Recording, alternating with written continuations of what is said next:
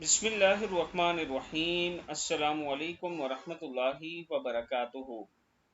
فجر کی نماز کے بعد 3 مرتبہ پڑھیں، 70 سے زائد آفات و بلیات سے نجات ملے گی۔ کلمہ توحید یعنی نماز فجر کے بعد اگر آپ یہ ذکر جو میں آپ کو بتانے جا رہا ہوں یہ کرتے ہیں، کلمہ توحید کا ذکر قرآن کریم میں کم و بیش 37 بار ہوا ہے۔ ان آیات مبارک کی تلاوت کرنے سے 70 سے زائد قسم کے دکھ، درد، رنج، غم، جنون، جذام اور برس سے نجات حاصل ہوگی۔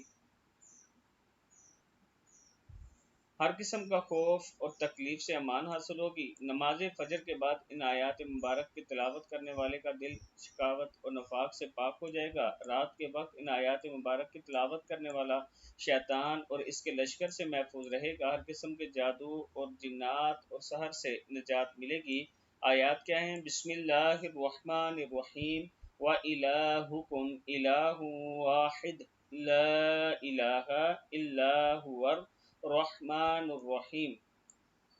اللہ لا الہ الا هو الحی القیوم لا تأخذہ سنة ولا نوم له ما فی السماوات وما فی الارض من ذا الذی یشفع عنده الا بإذنہ یعلم ما بین ایدیہم وما خلفہم ولا یحیطون بشیء من علمہ الا بما شاء وسع کرسیہ السماوات والارض ولا يؤوده حفظهما وهو العلی العظیم۔